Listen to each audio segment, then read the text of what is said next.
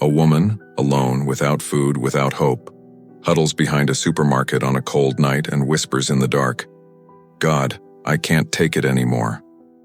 Her husband has run away, the money is gone, and now she is there, huddled in the dark, begging God for a miracle that seems not to come. But that same night, a man who never passed by that place feels an inexplicable impulse, something greater guiding his steps. He turns the corner, finds that broken woman, and what happens from there changes both their lives forever. A true story about how God uses ordinary people to perform extraordinary miracles. You won't believe how this journey of pain, faith, and redemption ends. It was a Tuesday in November in Cedar Rapids, Iowa. One of those nights where the cold cuts through your skin and the wind blows so hard it feels like it wants to rip your soul out. Sarah Mitchell was 32 years old, her tangled brown hair falling over her thin face, her green eyes no longer shining. She wore a jacket that was too thin for that winter, and old sneakers with a hole in the side. She was huddled behind the Walmart on Edgewood Avenue, between two garbage containers, trying to protect herself from the biting wind. Her hands trembled. She didn't know if it was from the cold or from hunger. For 3 days, Sarah hadn't eaten anything but half a packet of stale biscuits she found at the bottom of her bag. For 3 days, her stomach had ached so much she could barely stand. 3 days since David, her husband of 7 years, packed his bags, looked at her with that empty stare and said, "I can't take it anymore, Sarah. I can't take this life. I can't take you." And he left, just like that. As if 7 years meant nothing. As if promises were worthless. 2 weeks before that, Sarah had lost her job as a cashier at the gas station. She was late 3 times because her car broke down, and her boss wouldn't even listen to an explanation. "You're fired, Sarah. We need reliable people here." Reliable. She almost laughed when she heard that word, as if anyone would choose to own an old car that breaks down all the time. As if anyone would choose to wake up every day afraid of not having enough money to pay the rent. And now there she was. Alone. Unemployed. Husbandless. Foodless. Nothing. Sarah hugged her knees to her chest, trying to hold back the tears that threatened to burst forth. But it was no use. The tears came hot, streaming down her cold face, soaking the collar of her thin jacket. She sobbed softly, looking at the dark sky full of heavy clouds. "God." Her voice came out weak, broken. "I can't take it anymore. Please. I just need a sign. Something. Anything. Because I don't know what to do anymore." No one answered. Only the wind blew stronger. Sarah closed her eyes and thought about how she had gotten to this point. She grew up in a simple family in Waterloo, the daughter of a mechanic and a teacher. She had always been a good student, dreamed of studying nursing, and wanted to help people. But then she met David at 23, fell in love too quickly, and married too quickly, and her dreams kept getting postponed. Always postponed. "When we save up some money, Sarah. When things get better. When I get that better job." But things never got better. David started drinking more, working less, complaining about everything.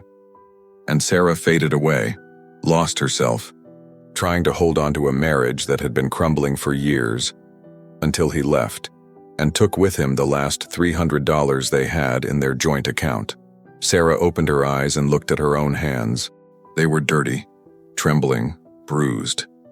Hands of someone who had given up. Hands of someone who no longer had the strength to fight. She thought about ending it all right there, simply lying on the cold floor and letting the night take away all that pain. It would be easier that way. There would be no more hunger, no more loneliness, no more despair. "No one will miss me anyway," she whispered to herself. And it was at that moment, precisely in that moment of total darkness, that she heard footsteps. Sarah lifted her head in fright, quickly wiping away her tears. A man was turning the corner from the supermarket, walking slowly towards the containers. He was about 45 years old and with gray hair, unshaven, wearing a plaid flannel coat under a worn denim jacket. He was carrying a plastic bag in his hand. When he saw Sarah huddled there on the ground, the man stopped suddenly, as if startled. "Hey, are you okay?" The voice was deep, but soft. Sarah froze. She didn't know whether to answer, Run away? Or pretend she wasn't there? The man took a few more slow steps at him, keeping his distance, as if not wanting to frighten an injured animal. Sorry, I didn't mean to scare you. It's just, I saw you here and, well, it's too cold to be outside like this. He scratched his head, looking awkward. Are you going through some difficulties? Sarah looked at him suspiciously. Everyone always wants something. Nobody helps for free. But there was something different about that man. Something in his eyes. A genuine kindness she hadn't seen in a long time. I'm fine, she lied, her voice faltering. The man smiled slightly, but it was a sad smile. Yeah, I've told that lie a few times in my life too. He pointed to the containers. I work here at the supermarket, I'm in charge of the warehouse. I usually leave through the front door, but today, I don't know, I felt I should turn around. I can't even explain it properly. It felt like something was pulling me this way. Sarah felt a tightness in her chest. She had just asked God for a sign, and now this man was there, saying he felt something pulling him to that place. Look, I don't want to interfere in your life, the man continued, but at least let me offer you some food, okay? I just bought a snack in there. I have an extra sandwich and a bottle of water. It's not much, but why are you doing this? Sarah interrupted, her voice trembling. You don't even know me. The man took a deep breath, gazing at the dark sky for a moment before turning his eyes back to her. Because 12 years ago, I was lost too. I was also aimless, hopeless, thinking of giving up on everything. And someone reached out to me. A complete stranger who had no reason to help me, but they did. And that saved my life. He opened the bag and took out a wrapped sandwich and a bottle of water. My name is Thomas Brennan. And I just wanted to tell you that, I don't know, sometimes God puts us in someone's path for a reason. Sarah felt the tears welling up again, but this time they were different. They were tears of relief, of hope. She picked up the sandwich and the water with trembling hands. Thank you, she whispered. My name is Sarah. Nice to meet you, Sarah. Thomas stepped back, giving her space. Do you have somewhere to stay tonight? Sarah shook her head slowly, embarrassed. Thomas sighed, but it wasn't a sigh of judgment. It was one of genuine concern. It's freezing today. You can't stay here. You'll end up getting sick. He scratched his beard thoughtfully. Look, there's a shelter on Jefferson Street about 15 minutes from here. Grace House. They take people who need a place to sleep, a hot meal, things like that. I can take you there if you want. Sarah looked at him suspiciously again. Every survival instinct screamed at her not to trust strangers, but there was something in Thomas's voice, in the way he spoke, that seemed sincere. And besides, what did she have to lose? She had already lost everything anyway. You would really do that? She asked, her voice still uncertain. Sure, my car's parked right out front. Thomas held out his hand to help her up. Come on, let's get you out of this cold. Sarah looked at the outstretched hand. For a long moment, she just stared. That hand represented a choice, to accept help, to trust again, to believe that maybe, just maybe, not all was lost. With a trembling sigh, she took Thomas's hand and stood up. Her legs weakened slightly and Thomas held her arm firmly. Hold on. When was the last time you ate? It's been a few days, Sarah admitted quietly. Thomas shook his head, worried. Okay. First, we'll eat this sandwich in the car while the engine warms up. Then I'll take you to Grace House. They'll give you a clean bed and a real meal there. You can trust me. They walked slowly through the empty supermarket parking lot. The wind was blowing strongly, but Sarah no longer felt so cold. There was something warm inside her chest now. A small flame that she thought she had completely extinguished. Hope. Thomas's car was an old but clean Ford pickup truck. He opened the passenger door for Sarah and turned the heater on full blast. You can eat here. Take your time. I'll let my wife know I'll be a little late getting home. Sarah opened the sandwich. It was turkey, lettuce, and tomato, and took the first bite. The taste exploded in her mouth. She couldn't remember the last time food had tasted so good. Tears came again, but she no longer bothered to hide them. Thomas went back to the car and looked at her kindly. It's really good, isn't it? They make good sandwiches at that Walmart. Sarah laughed through her tears. A small, broken, but sincere laugh. Very good. They drove in silence through the empty streets of Cedar Rapids. Sarah watched the lights of the houses passing by the window, imagining how many happy families were inside, warm and safe, without realizing that there were people like her shivering in the cold streets. Thomas kept his eyes on the road, but occasionally glanced at Sarah, as if to make sure she was all right. Do you have family here in Cedar Rapids? Thomas asked, breaking the silence. Sarah shook her head. My mother lives in Waterloo, but we haven't spoken for about 2 years. After I married David, she said I was making a mistake, and I was angry with her for not supporting my decision. I was too proud to admit she was right. Sarah wiped away a tear. Now I don't even know if she would want to listen to me. Mothers always want to hear from their children, Thomas said softly. You can trust me. I have 3 children, and my wife Rebecca always says that no matter what happens, the door to our house will always be open for them. Always. Sarah felt a pang of envy mixed with hope. You seem like a good person, Thomas. He chuckled softly. I try, but I wasn't always like this, you know. Like I told you, 12 years ago I was lost too. I drank heavily. I was a terrible father and husband. I almost lost my family because of my choices. Thomas turned right onto Jefferson Street.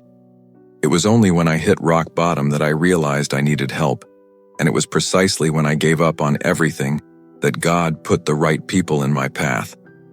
How do you know it was God? Sarah asked, genuinely curious. Like, how are you sure? Thomas was silent for a moment, as if carefully choosing his words. You know, Sarah, I can't really explain it, but there are things in life that you can't call coincidence. When everything is going wrong, when you're at your worst, and suddenly someone appears or something happens that changes everything, that's not luck, it's purpose. He parked in front of an old but well-maintained building with a luminous sign that read, Grace House, Shelter and Community Center. Like today, I never, and when I say never, I mean never, I never leave the supermarket through the back door. Today I felt a strong impulse, a voice in my head saying, go around, and I obeyed. And I found you. Do you think that's a coincidence? Sarah looked out the window toward the shelter. There was warm light streaming through the windows, and she could see people inside, talking, smiling. It seemed like a safe place.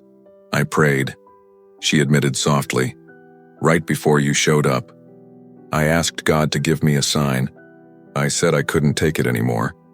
Thomas turned to her, his eyes welling with tears. So that's it, Sarah. You asked for it. He delivered. Simple as that. He opened the car door. Come on, let's go inside. I know the principal here, Margaret. She's a golden lady. They entered Grace House together. The place was cozy, with light beige painted walls, old but comfortable sofas, and a smell of soup in the air that made Sarah's stomach rumble. A black woman of about 60 with gray hair tied in a bun and reading glasses hanging around her neck came running when she saw Thomas. Thomas Brennan, what a pleasant surprise to see you here. She hugged him tightly, then looked at Sarah with a warm smile. And who is this young lady? Margaret, this is Sarah. She needs a place to stay tonight. And a hot meal. Thomas gently placed his hand on Sarah's shoulder. Sarah, this is Margaret Davis. She's been running this shelter for over 20 years. Margaret held Sarah's hands tenderly. Welcome, dear. You've come to the right place. Here you'll have a roof over your head, food, a hot shower, and a clean bed. And tomorrow, we'll talk about the next steps. Okay? She looked at Sarah with the wisdom of someone who has seen a lot in life. You're not alone, Sarah. Not anymore. Sarah broke down. She simply collapsed right there in the middle of the Grace House reception area, sobbing uncontrollably. All the emotions she had kept bottled up, all the pain, all the fear, all the loneliness, it all came flooding back at once. Margaret hugged her tightly, making that comforting sound only mothers know how to make. Thomas stood nearby, respectful, with tears in his own eyes. Let it out, daughter. Let it all out, Margaret murmured, stroking Sarah's hair. You're strong. You survived. And now you will rebuild. After Sarah calmed down, Margaret took her to shower and change her clothes.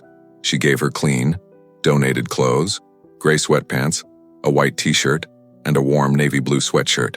Sarah looked at herself in the bathroom mirror. She looked like a different person. She was still thin, still had deep dark circles under her eyes. But there was something different about her eyes. A small light had returned. When she returned to the common area, she found Thomas still there, talking to Margaret. He smiled when he saw her. Much better this way. You seem more like yourself, you know? Margaret served a bowl of vegetable soup with chicken, warm bread, and a glass of orange juice. Sarah ate slowly, savoring each spoonful as if it were the best meal of her life. And perhaps it was, not only because of the food itself, but because of what it represented. Care, compassion, humanity. So, Sarah, said Margaret, sitting down at the table with her. Do you have any plans? Any idea what you want to do from now on?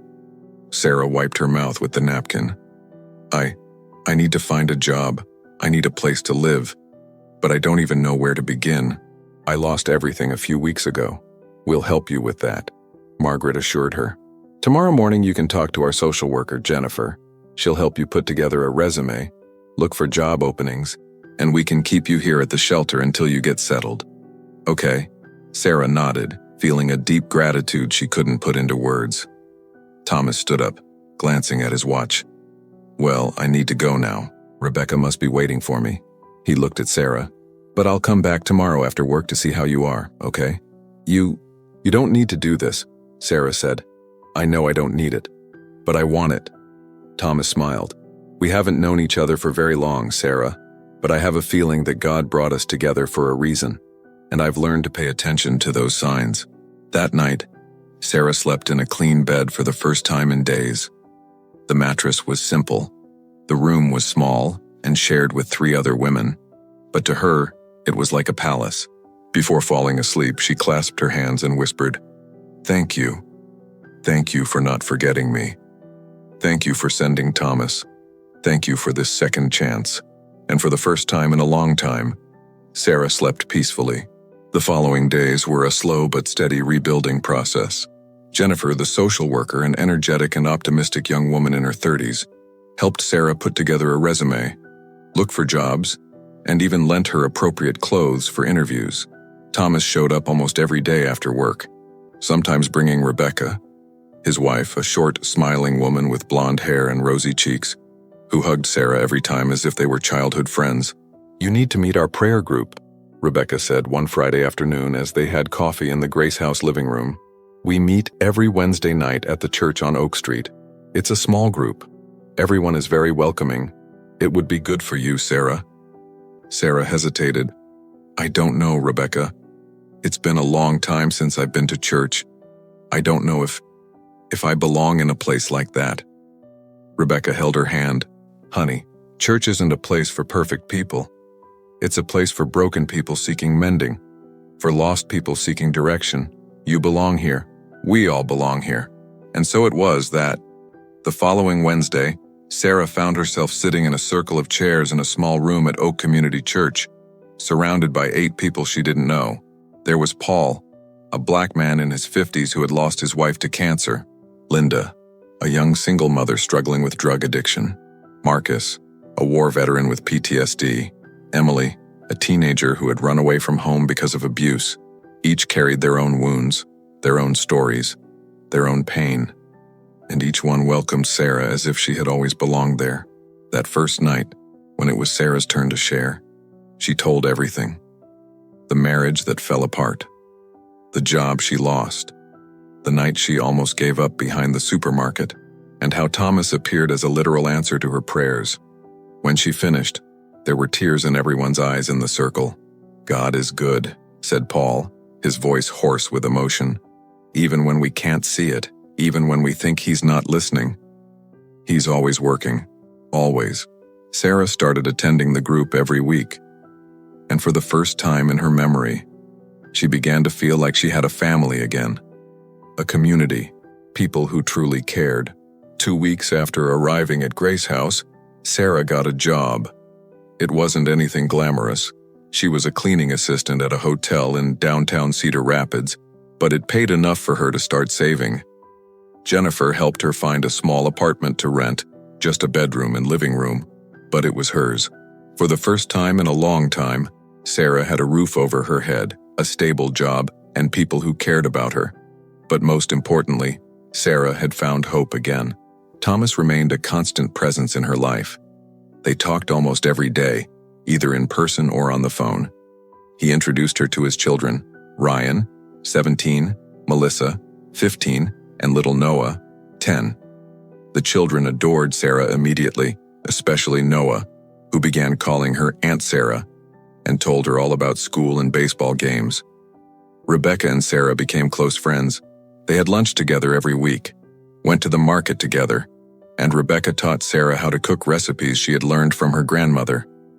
"You need a good pot roast in your life," Rebecca would say, laughing as she seasoned the meat. "It's soul food. It heals anything." And gradually, without Sarah quite realizing how or when it happened, she began to feel something different when she was near Thomas. Something beyond gratitude and friendship. She noticed how her heart raced when he entered a room, how she paid attention to every word he said, how she smiled more when she was near him. And then came the twist that changed everything. It was a Saturday afternoon in early December, 4 months after that encounter behind the supermarket. Sarah was at Thomas and Rebecca's house helping to decorate the Christmas tree. Ryan was hanging ornaments on the highest branches. Melissa was choosing songs on Spotify. Noah was running around the living room with garlands, and Rebecca was making hot chocolate in the kitchen. Thomas was near Sarah, passing her the ornaments while they talked about nothing and everything at the same time. "You're going to spend Christmas with us, right?" Thomas asked casually. "It would be strange not having you here." Sarah smiled, but felt a tightness in her chest. "I'd love to, but I'm thinking of going to visit my mother. It's been over 2 years. I called her last week and we talked. Really, for the first time in years, we really talked. She forgave me for being so stubborn, and I forgave her for pushing me away. And now I need to see her. Hug her. Tell her in person how much I miss her." Thomas smiled that gentle smile of his. "That's wonderful, Sarah. Truly. Your mother must be counting the days until she sees you." At that moment, Rebecca called everyone into the kitchen to try the hot chocolate. The children ran ahead, but Sarah lagged behind for a moment, adjusting an ornament on the tree. Thomas stayed there too, looking at her in a different way, more intensely. "Sarah," he began, his voice low, "I need to tell you something." She turned to him, her heart racing. "What's wrong?" Thomas took a deep breath, as if gathering courage. "These last 4 months, they've changed my life. Getting to know you, seeing your journey, your strength, your faith growing every day. It transformed me, and I know we met because you were going through the worst moment of your life. And I just wanted to help you, be a friend, a positive presence. But over time," he paused, went running a hand through his gray hair. "Over time I realized you became so much more than that to me. You became someone I think about every day. Someone I want to see happy more than anything. Someone I fell in love with." The world stopped. Sarah stood paralyzed, staring into Thomas's eyes, trying to process what she had just heard. "You... what? I fell in love with you, Sarah," Thomas repeated, now more firmly. "Bah, and I know this might sound crazy. I know it might be too soon, that maybe you don't feel the same way, but I couldn't keep this inside any longer. You need to know that you're amazing. You're strong, brave, kind, beautiful inside and out. And I want to be a part of your life. Not just as a friend, but as something more, if you want, of course." Sarah felt tears welling up in her eyes. But this time they weren't tears of sadness. They were tears of pure, overflowing joy, impossible to contain. "Thomas," she whispered, her voice choked with emotion. "I fell in love with you too. I thought I was crazy. I thought it was just gratitude, Just, I don't know, something in my head. But it wasn't. It's real. What I feel for you is real." Thomas smiled. That wide, genuine smile she had grown to love. "Really? Seriously?" Sarah confirmed, laughing through tears. Completely seriously. And there, in the living room decorated for Christmas, with the tree shining behind them and the sound of children laughing in the kitchen, Thomas gently held Sarah's face and kissed her. It was a soft kiss, full of promise, full of hope. A kiss that sealed not only a new beginning, but a journey that had been guided by something much greater than the two of them. When they parted, Rebecca stood in the kitchen doorway, her hands on her chest and tears streaming down her face. "Finally," she exclaimed, grinning from ear to ear. "I've been praying for this for weeks." "Wait, you knew?" Thomas asked, surprised. "Honey, everyone knew," Rebecca said, laughing. "You two are the only blind ones here, the way you looked at each other, please." Even Noah noticed. And that's how Sarah Mitchell, the woman who was once broken, lost and hopeless behind a supermarket, found not only a new beginning, but true love. A love that blossomed from pain, faith, and God's perfect plan. Sarah spent Christmas in Waterloo with her mother, and it was one of the best Christmases of her life. She told her all about Thomas, about Grace House, about the prayer group, about how God had completely transformed her life. Her mother cried tears of joy, hugged Sarah tightly and said, "I never doubted that God had something beautiful prepared for you, daughter." Never. When she returned to Cedar Rapids, Thomas was waiting for her at the airport with a bouquet of flowers and that smile that now melted her heart. They officially started dating, and it was the healthiest, most respectful, most loving relationship Sarah had ever experienced. A year later, on an autumn afternoon with golden leaves falling from the trees, Thomas knelt in the same Grace House where they had met, in the presence of Margaret, Jennifer, Rebecca, the children, the entire prayer group, and even Sarah's mother who had traveled from Waterloo, and asked Sarah to marry him.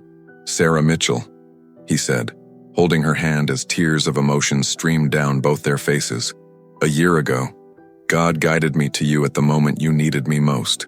But little did I know that you were also exactly what I needed. You brought new light into my life, purpose, joy, and I don't want to spend a single day without you by my side. Will you marry me?" Sarah could barely speak. She was crying so much, but she nodded firmly. "Yes, yes, I accept." The room erupted in applause and tears. Margaret was crying. Rebecca was crying. Everyone was crying. It was one of those moments of pure happiness that you never forget. They were married in a small ceremony at Oak Community Church the following spring. Sarah wore a simple but beautiful white dress, and Thomas wore a suit that Rebecca had chosen. Thomas's children were there, thrilled, already calling Sarah Mom, even before the official wedding. The entire prayer group was present. Margaret was the master of ceremonies, and Sarah's mother was in the front row, weeping with pride. When the pastor asked Yewan Thomas, "Do you take Sarah to be your wife?" he replied without hesitation, "I do, today and forever." And when he asked, "Sarah, do you take Thomas as your husband?" she looked into the eyes of the man God had placed in her path that cold November night. The man who had reached out when she needed it most. The man who had seen value in her when she couldn't see it in herself. And she answered with all the certainty in the world, "I do, today and forever." And so, the woman who once cried behind a supermarket, thinking she had been forgotten by God and the world, found a love that completely transformed her life. She found purpose. She found family. She found renewed faith. Because sometimes, when we're at rock bottom, when the pain is intense and hope seems to have completely vanished, that's precisely when God begins to work. That's when He puts the right people in the right place, at the right time. That's when He shows that no prayer is too small, no pain is too great, and no soul is forgotten. Sarah and Thomas live happily in Cedar Rapids to this day. She works as an administrative coordinator at Grace House, helping other women who are going through what she went through. He continues to work at the supermarket, but now he always walks around the parking lot before leaving, because you never know when God will need him to find someone who needs help. And every time they tell the story of how they met, Sarah ends by saying, "That night, I asked God for a sign. And he didn't send a sign. He sent an angel disguised as an ordinary man. He sent exactly the person I needed, at the exact moment I needed him. And that changed my life forever." The story of Sarah and Thomas reminds us that even in our worst moments, when we think we've been forgotten, that nobody cares, that there's no way out, God is working. He sees, he hears, and in his perfect timing, he acts. Sometimes with a stranger who feels an inexplicable impulse. Sometimes with a door that opens when all others seemed closed. The important thing is to never completely give up hope. Because the story of your life can change in a single instant. If this story touched you, leave a like below, comment what you thought, and subscribe to the channel to keep hearing stories like this. Stories of faith, overcoming challenges, and true love, like the one I'm sharing with you. A big hug, and until next time,